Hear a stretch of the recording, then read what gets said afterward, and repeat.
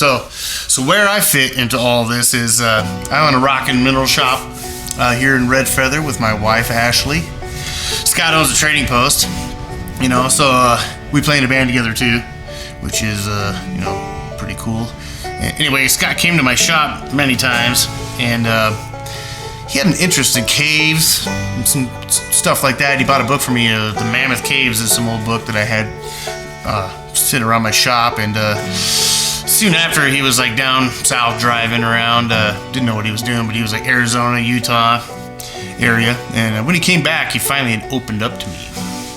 And he told me the story about the unfrozen mammoth. Everybody's heard that story, with the meat and the dogs eating the fresh meat off this mammoth, and how it was possible. And he explained to me how it was possible. And as an amateur geologist, and it was like putting all the puzzle pieces together for me. It was just answered all the wonders. Chronologically, where I started with this when I was 8 years old. And my mother, who was a very well-read woman, she was incredibly smart. We were sitting around and we were talking about things. I can't remember what it was, but one of the things she had brought up during that conversation was about how they had found a frozen mammoth in Siberia. And I just thought that was fascinating, that such a thing was possible. You can imagine the image that, hit the mind of an 8-year-old when I found out about that. So it wasn't until I was much older that I realized there was a lot more to that story.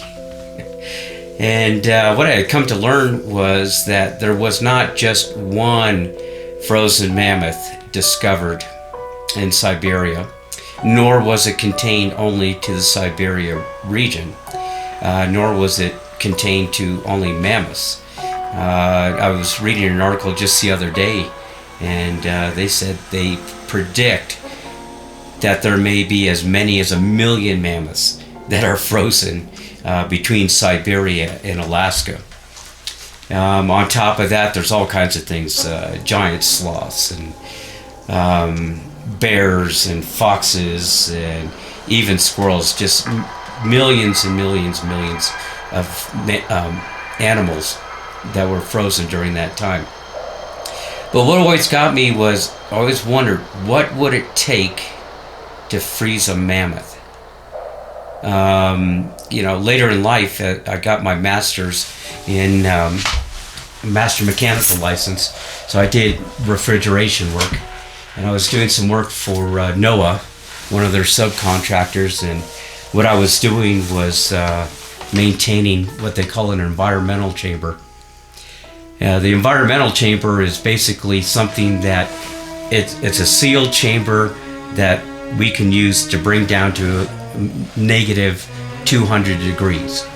And the reason that we do that is so that they can test all their electronic equipment that they're going to send up to the North or the South Pole or even into space, see if it can handle those kind of temperatures.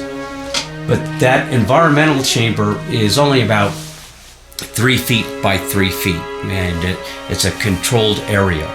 And even then, it took quite a bit for us to get it down to negative 100 degrees. And the reason I bring that up is because other people have been wondering about these frozen mammoths and other animals, and they were wondering too, what would it take for something that size to be frozen to the point to where even tens of thousands of years later, the guides up in the Siberian tundra can go to it, cut a piece of meat off and feed it to their dogs. How is it that something can be frozen so quickly as to maintain that structure and 10,000 years later be used for food? Well, the frozen food industry actually did a study on that. I believe this was the late 50s, early 60s. And what they had determined would take for that to happen was a drop of 200 degrees sustained for at least 4 hours. And if you did that, you could flash freeze that meat and it would never deteriorate, never rot until you unfroze it. Well, again, that environmental chamber is 3 foot by 3 foot, but now here we are talking about an area between Siberia to Alaska. We're talking millions of square miles that this happened in, and we're talking about millions of animals. So it only stands to reason that something major happened to the Earth to cause a sudden freeze. To do that. On top of that, because we know that those are glaciation areas, some glaciers are as much as 4,000 feet thick. Where did all that moisture come from?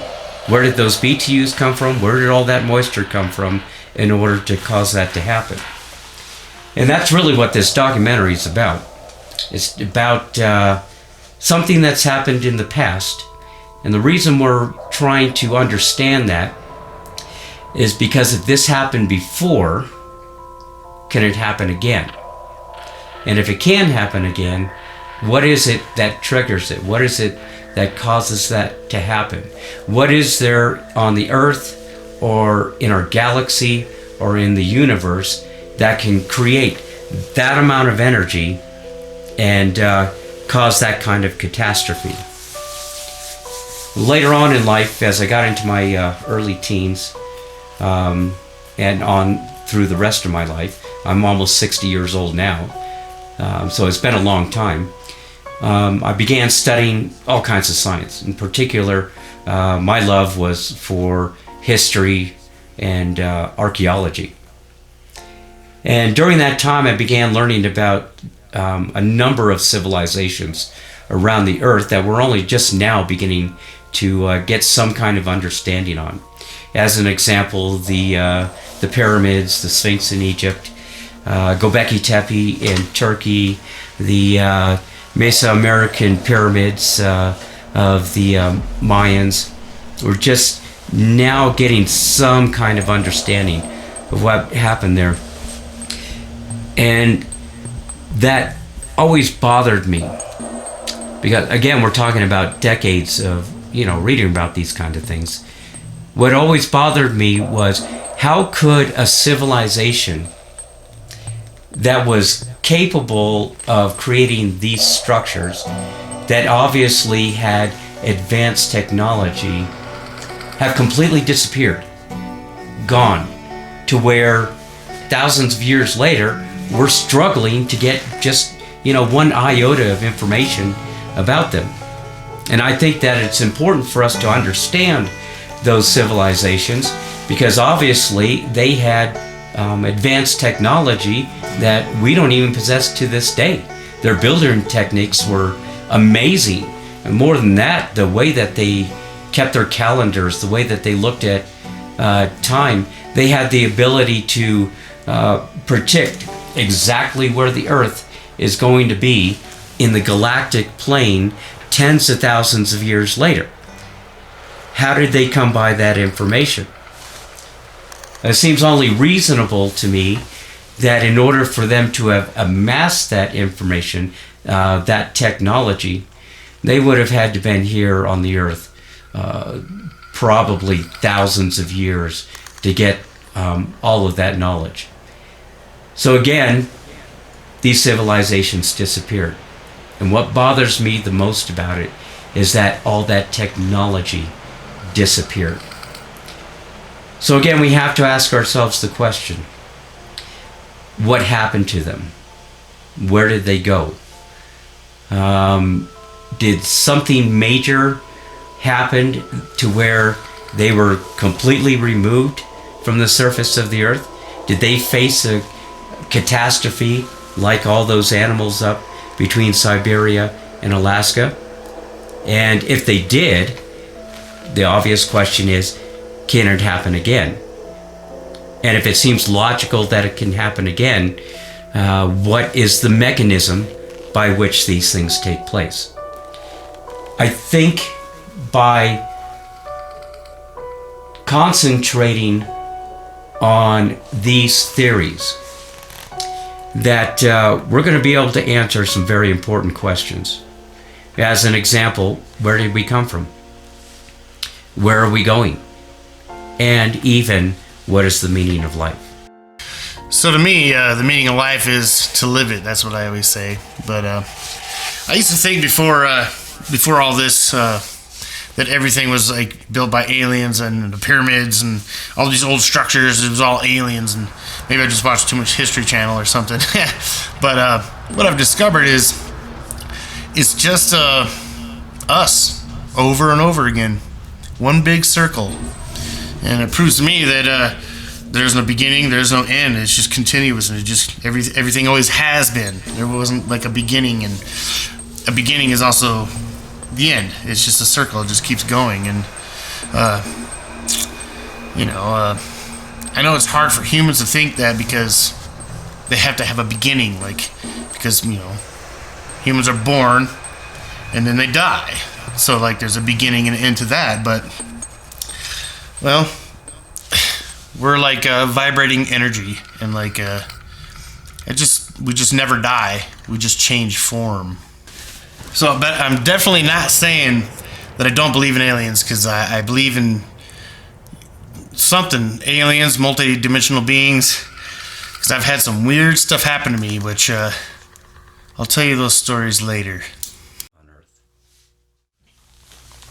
I just want to kind of talk for a minute about who I am, who Tom is, and give you some kind of a history so you understand what we're talking about here. I like to say I'm nobody and I'm everybody. I'm nobody because I have worked my butt off my entire life.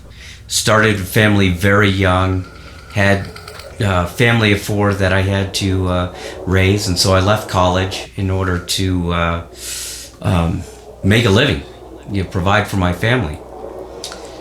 And I have had more than one job for as long as I can remember. Currently, I own my own business. I work at least 120 hours a week. I have had exactly 7 days off in the past 5 years, a little over 5 years now. 5 of that was driving around the U.S. looking at geological sites with my kids. One of those days was my wife and I going up to Wyoming to get away from the store, because she does the same thing. She works continuously. And I had 1 day off for a heart attack, and went to the hospital, had a stent put in. Next day, got out of the hospital, went right back to work. And so I'm busy all the time. The worst thing is that I don't sleep. I'm the kind of person that if I fall asleep for 10 minutes, I'm up for hours and hours after that. And so what I do is, even though I'm a really busy person, rather than sitting there and trying to go back to sleep, which I know isn't going to work, I get up and I read and I research, and I just do that continually. And then after about 4 or 5 hours, I go back to bed and fall asleep for an hour, get up and start my next day. But I've been doing that now for, I have to do the math really quick, almost 40 years. So you can imagine how much reading and research I've done during that time. And it just has a tendency to stick with me. It's don't have a photographic memory, but I do remember a lot of it. And I have a tendency to take things, try to figure something out, and I won't stop researching it until I'm done. And then I'll move on to something else that piques my interest at the time. But what you find that is that I'm extending those lines. Over 40 years, I've extended a lot of lines. And what I found is that a lot of those lines converge in one place. this is one of those examples. And so even though I don't have a PhD or an MD after my name, I do research constantly. And in my spare time, Tommy and I are in a rock band. We play a lot of music, we do a lot of gigs, and that's how we met. So that's what I mean by I'm nobody. At the same time, I like to say that I'm everybody. And the reason is in my studies, what I found that pretty much everyone's coming to the same conclusion that I am. There are very few people that I've talked to about this. My kids, Tommy, one other gentleman that we had a chance to interview. But anyways, he's up there, a geologist, a man like us who just spent his entire life learning all kinds of stuff. There is almost nothing about Indian lore in this area. I mean, I've looked and looked and looked, and I can't find anything. So,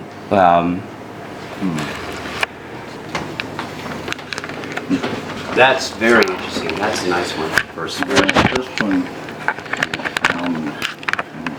Savannah Canyon, Wyoming, where the labradorites found.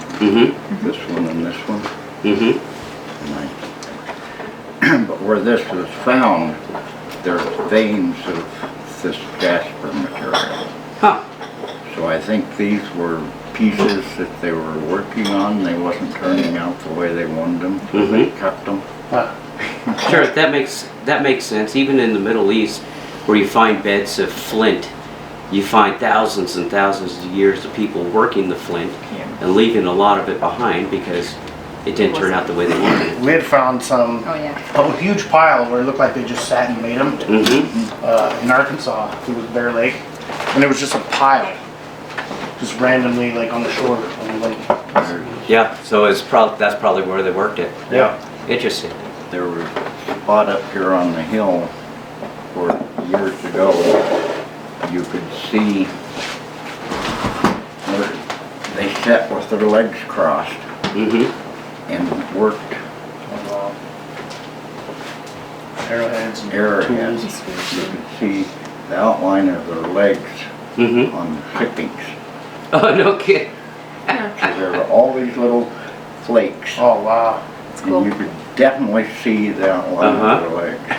Unfortunately, when I found it, a good buddy of mine, Travis, and I found it, but when we saw it, we didn't have cameras like we do now, you know? Yeah. And we never took a picture of it.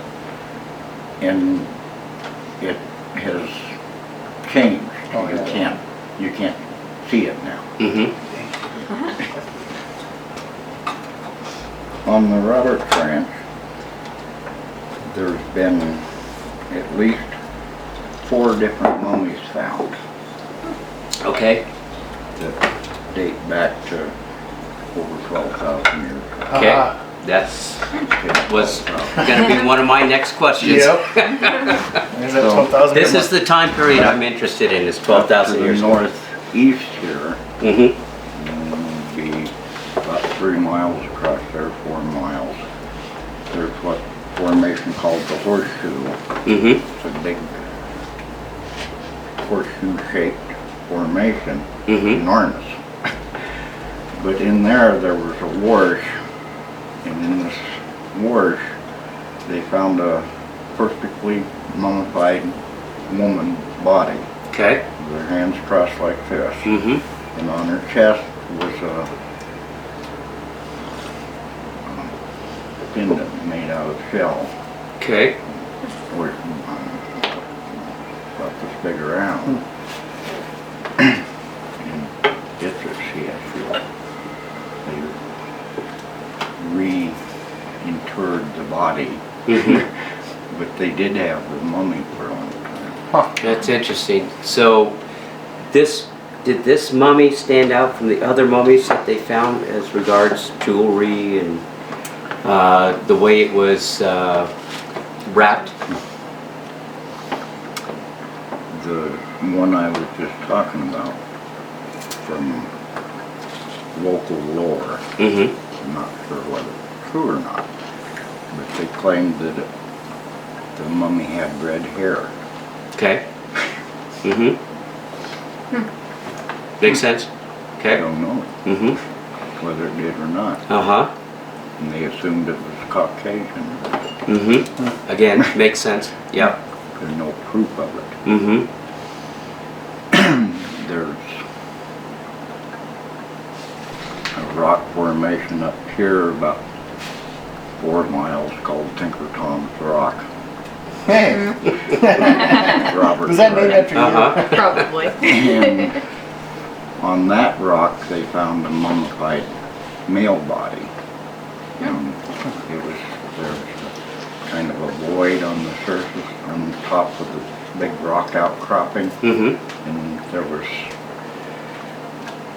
a bunch of smaller stones down in this void, and somebody dug them out Mm-hmm. and discovered that mummy.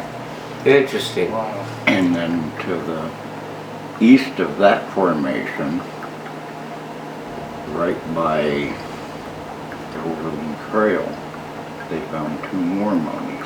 Mm-hmm. They were in the dirt. They wasn't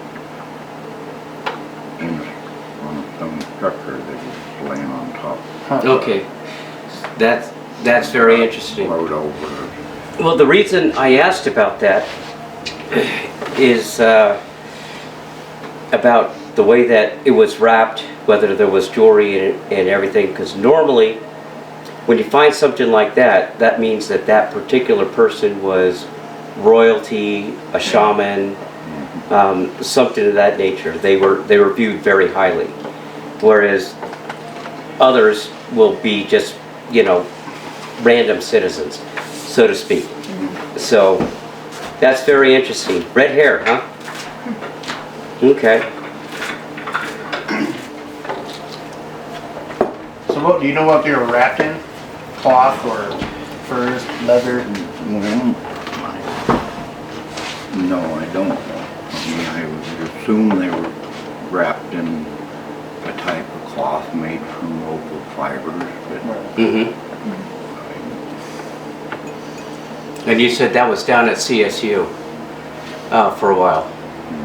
Okay. as far as I know, well, the remains have been reinterred. Mm-hmm. And they dated that about 12,000 years ago. Up in this northern Colorado area, do you know of any natural cave? Most of our geological formations here are too old for big natural caves. You have to be millions of years younger than what we have exposed here. Mm-hmm.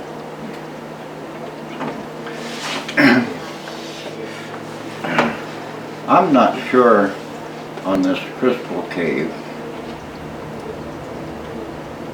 It follows the slope of the limestone that it's in. It goes at an angle like this, just same as the limestone Right. does. Mm-hmm. I've been to the end of it as far as you can crawl, but it's full of silt.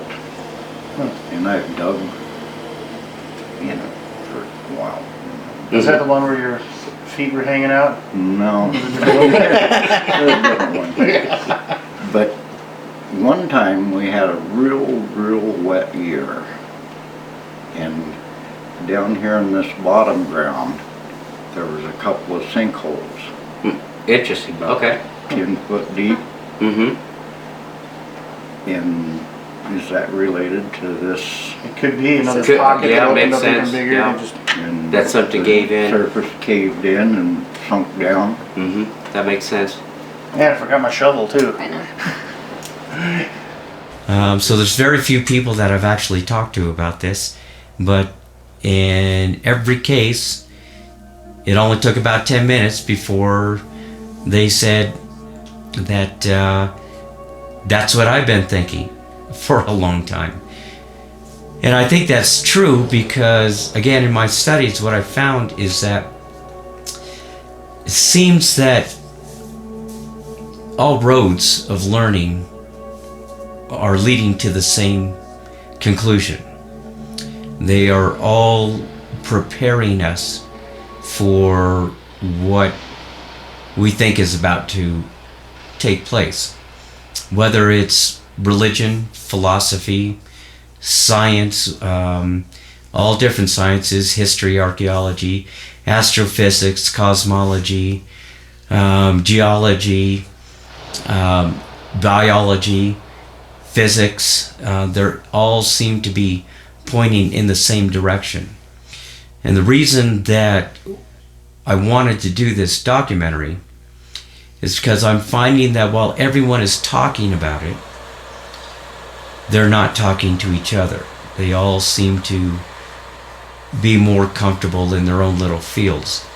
And I'd like to use this as an opportunity to invite them to open a dialogue, start talking to each other, because the evidence that I'm seeing shows us that we have very little time to deal with this situation. What we're talking about here with regards to the catastrophe, remember I said that it points to where it is that we came from. That means that there's an awful lot of history back there, a lot of things that we need to discover to find out about the people who went through it last. And by doing that, that's going to help us to prepare for when we have to go through it. Well, we need to keep in mind that we not only have to prepare for what we have to go through, we need to prepare so that those who survive can begin over again and not lose thousands of years bickering and arguing with one another over religion and philosophy and economics and caste systems and all different types of political and sociological entities. If we can prepare them with the knowledge of what future generations are going to face, then we can give mankind a good start so that the next time it comes through, and this is a cyclical event, as we hope to prove in this documentary, give them a good chance to avoid a lot of heartache and headache in the thousands of years afterwards. So I guess basically, I'm asking, how many layers are there? Yep, how many layers of the red and white limestone? Limestone. So if we go up on this hog back here, we got a layer of limestone, and then a layer of sandstone, another layer of limestone. So there's 5 different layers that we can see from the road cut. Right, that we can see as it... The limestone's formed from living organisms in the salt water, in the Right. ocean water. So this happened at least 5 times what we can see. So that before the Laramide uplift some 75 million years ago, we were at sea level here. Colorado originally formed south of the equator, Right. and moved around. And I've seen over that the- moved, and it was all real shallow ocean. Yeah. and it been underwater, and it raised up out of the water, then it sunk back in under the Sunk back ocean in. again, and it's happened at least 5 times. Right. Which is mountain ranges here Yeah, it's like this pocket. in the Great Basin. So I would presume that geological history of the Great Basin is similar to like North Park, to where the upheaval of the Lermite uplift raised that area up, but it didn't break through it for some reason. Maybe the zone below the surface was strong enough to keep it from doing that. And then it broke through like Ferris Mountains. That Wamsutter. Wamsutter is one of the spots where you find that Alemia tenera. And tell me, this is the Shirley Mountains here. It has igneous formation and metamorphic and sedimentary. And the sedimentary formations run this way through it. And they're pretty much vertical. And it is, except right along the edges, it's all igneous formation and metamorphic. Yeah, I found a lot of chalcedony, gastropods, lots of them in that whole area. Chalcedony, is a variety of silica dioxide, same as quartz. Yeah. I think that the chalcedony, the agates and jaspers and flints and church that you find in sedimentary formation is like the formation of the limb casts, to where I think a lot of the nodules of agates, chalcedony that you find are a result of bacterial action, where the bacterium in the soil is a specific variety of bacteria that excretes silica. Is it eaten through the soils? Right. There's a variety of bacterium that excretes gold. Really? In that area too, I'd found a lot of petrified algae in that area too. The algae is like the wood where the silica, it's covered with formation that has a high silica content. And the silica leaches out of the formation and replaces the molecules of the algae. We have a large layer of petrified algae up here in Campbell Mountain. That's pretty cool. And then Scott wanted to see, how high the limestone went, but he found out this morning that the top of Mount Everest has got limestone all the way up there. Well, Mount Everest is a lot newer than the Rockies, and it's a result of the two plates forming together and pushing up. So it's not an intrusion of igneous formations like the Rockies is. India form plate was sitting in the plate from Pacific's pushed it up like this, and it's still raising. So Mount Everest is growing every year. Right. Because of that continuing uplift. Yeah, I have phantoms, like phantom crystals.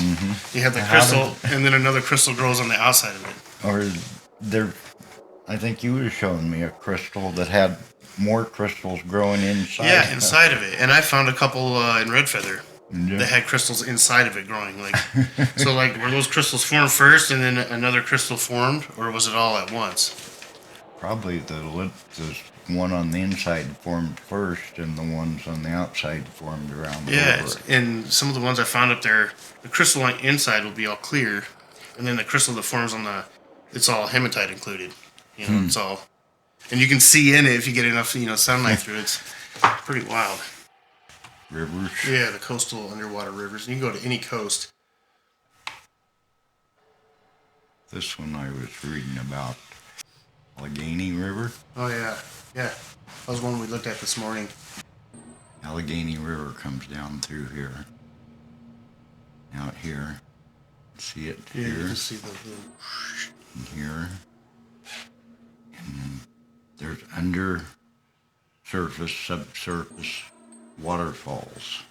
There's in this channel, this trench, there's a difference in the water. It has the water flowing down through here has a higher content of these unsalted water than the ocean around it. And it's a definite stream, underground river Wild. that they can tell, that they can sense because of the salinity of the water. And it has underground waterfalls as it falls down off of this trench because less water or the less salt in the water, the heavier the water is. Right. So that wasn't formed before, like if the ocean was lower, it wasn't formed before that? Yeah, this was formed when the ocean was down at this level. Or maybe even deeper. See this? Yeah, it's like Grand Canyon down there. How far down that goes? Right about in here. So when my theory is when this trench was formed, originally the ocean was down, the water level was down in here. Yeah.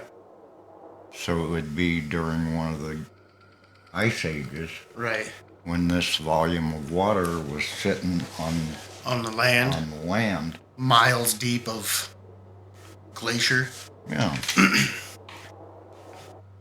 You can come up here.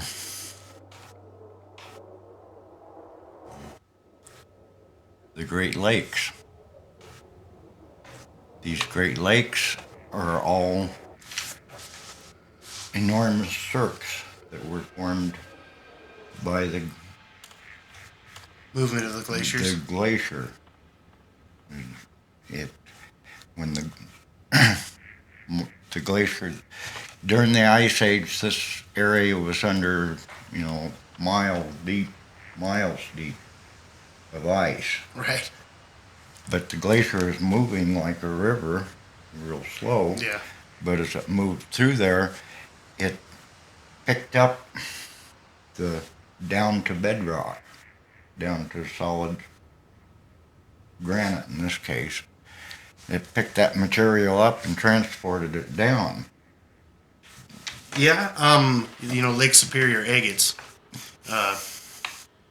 We were up there looking for somebody. We traveled the country. We were rock hounding in Kansas, and we found Lake Superior agate in Kansas. So we don't know how far exactly that material traveled.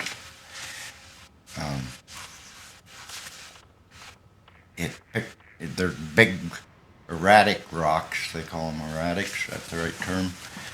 Big boulders of granite that is clear down in southern Illinois Huh. that was moved there from the glaciers. So that goes back to my comment earlier about there's X amount of water in the world. And there always has been, whether it's in Glacier form or glacier or liquid form or in gas form.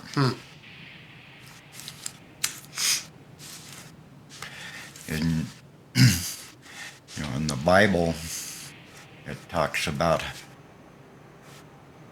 how the earth, essentially, I don't remember just how it's worded, but essentially the atmosphere of the earth was real humid, a veil. Before the flood, according to the Bible, there was more moisture, a veil that protected the earth. And that's where a lot of the flood water, according to the Bible, come from. Right. Is when that veil was pierced and that water fell to the earth and caused the 40 days, 40 nights of Noah's flood. But Yeah. well, I can't discount it. Right. I mean, there's truth within it. I think there's ample evidence that the content of the water in the atmosphere has varied a lot over geological history. Right. Has to do with the strength of magnetic field. Yep, as it weakens and and what about the reversal? During the eras of the dinosaurs, the magnetic field could have been a lot weaker than it is right now. That allowed the animals to reach such massive Size. sizes. I had a theory too, when the whole reversal happens and everything's already gained all that momentum, the tectonic plates, the water and everything is just whoosh, up onto the land. And you got the ocean, 40 miles deep or however deep it is. You got all those creatures down there that, we've never seen. And it flips those things back up onto the earth. And you got dinosaurs again. It's a theory in my head that Dinosaur type. right, dinosaur type, yeah. We know more about the moon than we do the ocean. Yeah, we know more, yeah. I know, that's what I mean, it's so unexplored. We don't know what's in the deep parts of the ocean. I mean, they're discovering things every day. Yeah. Scary monsters down there. So, how long then, if those oceans were that low, how long ago? How long? According to the geological record,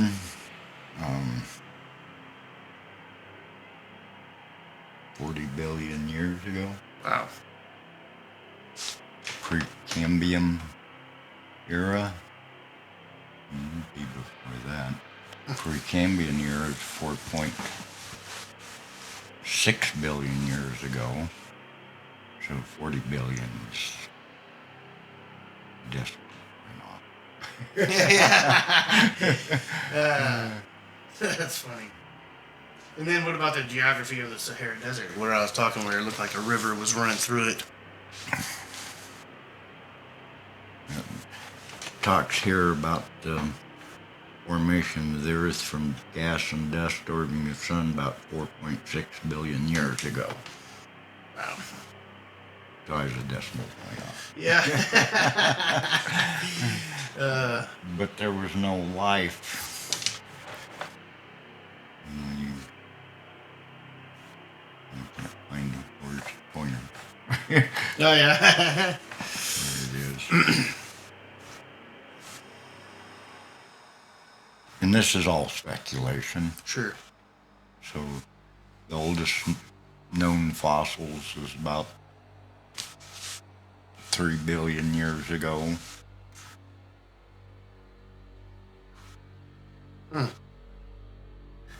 Sahara Desert.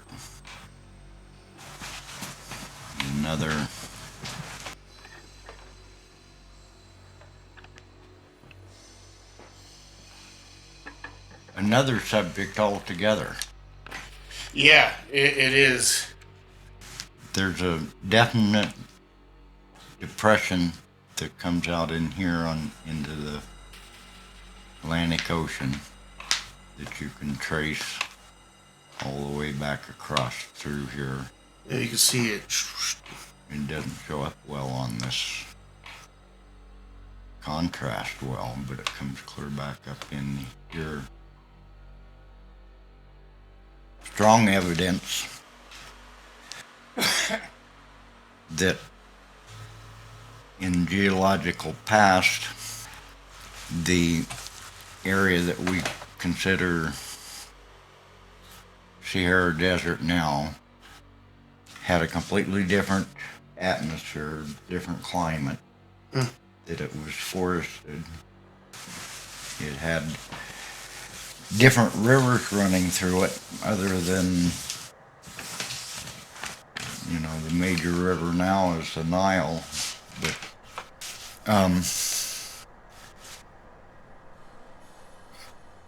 a strange thing in the Sahara Desert is a silica called moldavite Oh yeah. that has been used in gemstones for thousands of years. Right. It's greenish Green. colored like glass. They couldn't comprehend how it was formed because it's in sheets that covers the sand or, in areas. Right. Could a solar flare do that, or a supernova cause that too? Probable. Change that sand to glass like that? I About 15 million years ago. Siberian desert glass. Tektite. Sister of Moldavite. Sister of Moldavite, huh? Tektites. High impact meteor. Turns things to glass. I've only seen black tektite. We were talking about the assumed pyramids on Mars. Right.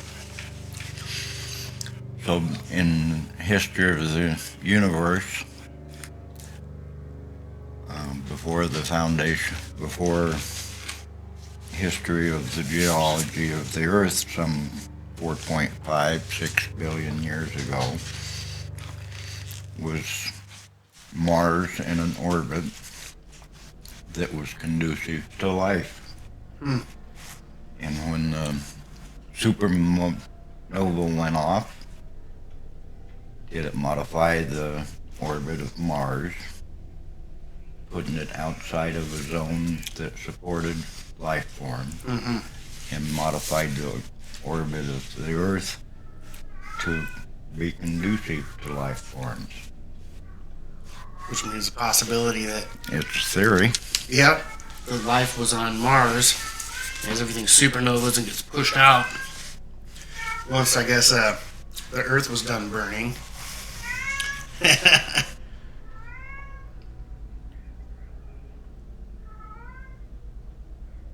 Support life. So when the Earth was in a molten stage, was it in the orbit that we have now? Geological evidence indicates at one time the surface of the Earth was all in a molten stage. So was it outside of the current orbit? I think so. Closer to the sun. By their orbit being modified by the supernova, then it allowed the surface of the Earth to start cooling over millions of years. The cooling effect caused the atmosphere to form from the gases escaping the molten magma. The magnetic field of the Earth was strong enough to prevent the atmosphere from escaping too far away from the Earth to be more concentrated in the Earth.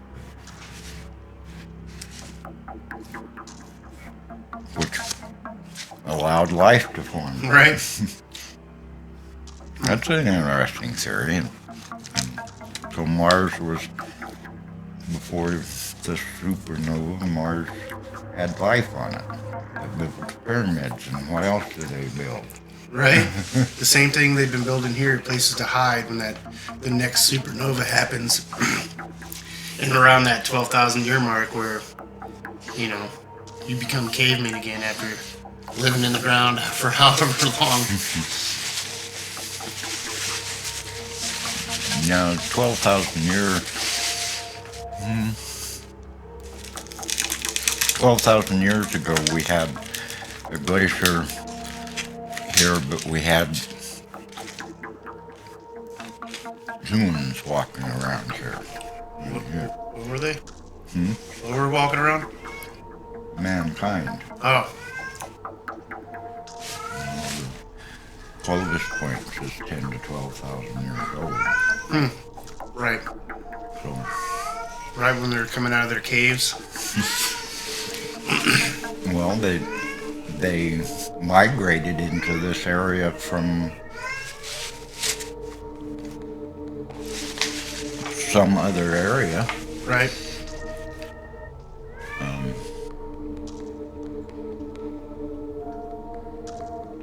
Or did they?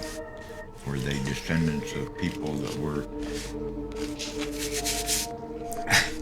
protected that had been here before Right.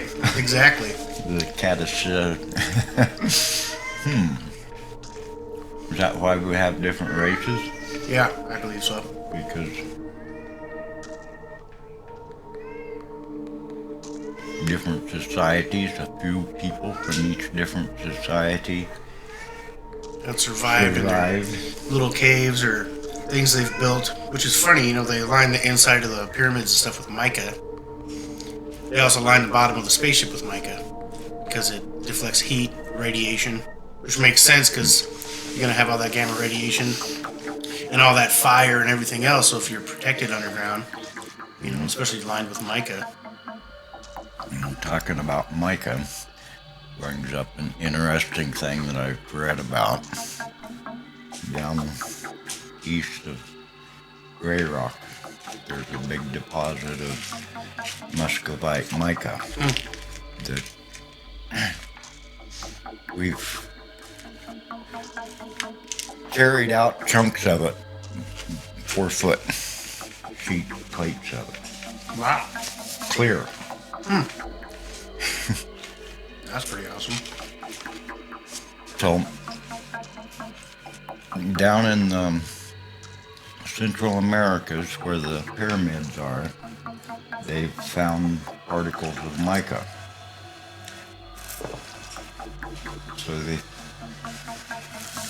think that some of those pyramids were covered with sheets of mica, That makes sense. big sheets of mica. That's awesome. Was destroyed over the eons. Right.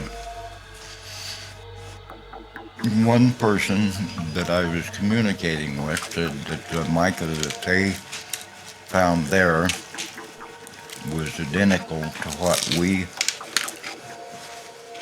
have up here by Grey Rock Mountain.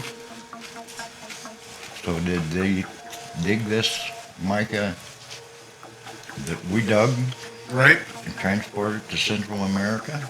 They build their little fort, their little hideout, because they know. The insulating factor of mica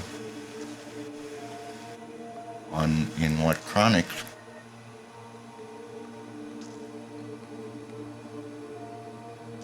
could indicate that they used it to insulate from a magnetic storm. That's what I believe. A capacitor, the old capacitors, older ones, had a sheet of dielectric material and then a sheet of mica, another sheet of dielectric material, and the dielectric material was fastened together insulated by the mica. And those were the best capacitors they could make because the insulation wouldn't deteriorate. The mica didn't deteriorate between the two different layers. You're gonna have to build your house out of mica. Well, let's get up there to Gray Rock Yes, and start bring digging back it. some more Let's do mica. it. I'll build a fort down here in that cave you got. We'll bring down some big sheets of it and cover it. That'd be awesome. Have a huge foot-thick door of mica. And that'll take you up there. Yes, we need to go there. There's too many places. We got a lot of places to go.